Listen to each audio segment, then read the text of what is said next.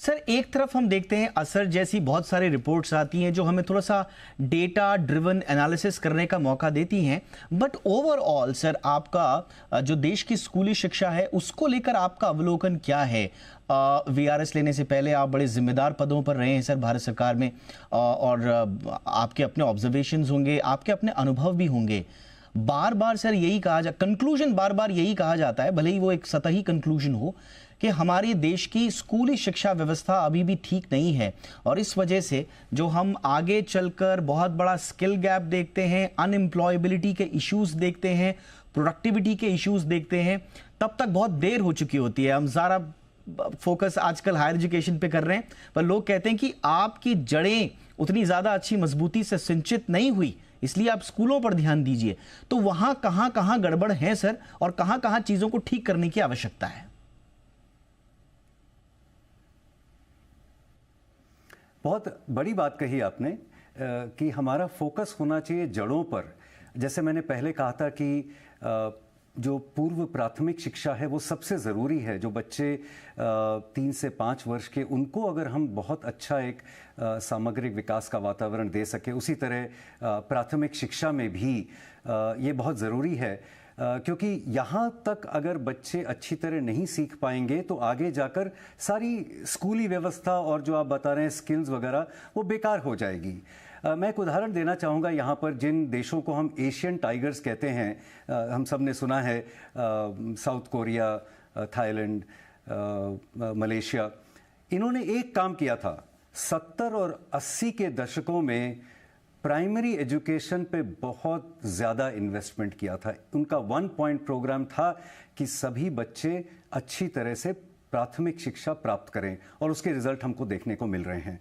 तो मैं बिल्कुल आपसे सहमत हूं कि हमको प्राइमरी एजुकेशन पे जड़ों पर बहुत फोकस बनाए रखना है, और ये नहीं सोचना है कि थोड़ा सा असर के रिजल्ट्स में इम्प्रूवमेंट आ गया तो इसका मतलब हम संतुष्ट हैं इससे। अभी बहुत काम बाकी है। मैं एक उदाहरण दूंगा यहाँ पर। अभी असर के रिपोर्ट में दिखा है कि 50% से कम बच्चे जो कक्षा 5 में हैं वो कक्षा 2 का पाठ अच्छी तरह पढ़ सकते हैं। अब देखिए कैसी स्थिति है कि 50% से कम बच्चे जो हैं वो कक्षा 2 का पाठ पढ़ पाते हैं।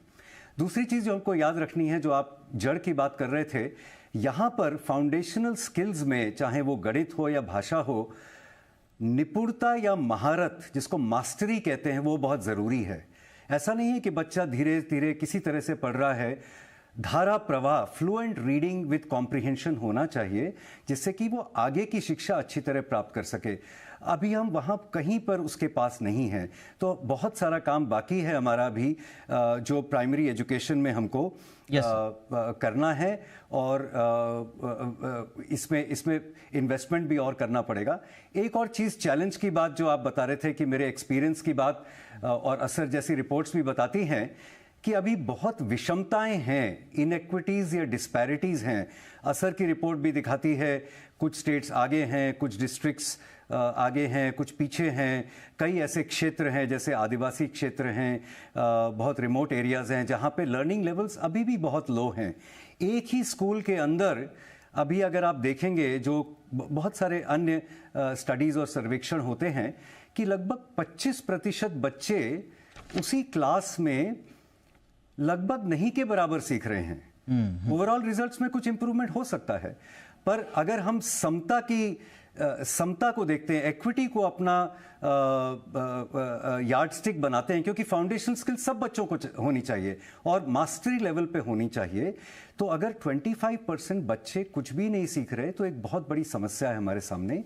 तो हम जितना भी काम करते हैं, हमको बहुत स्ट्रांगली एक्विटी फोकस रखना चाहिए। Equity should be the focus, कि सभी बच्चे सीखें, और उसके लिए जो भी किया जा सकता है, कई संस्थाएं हैं, जैसे मेरी है लैंग्वेज एंड लर्निंग फाउंडेशन, अन्य भी।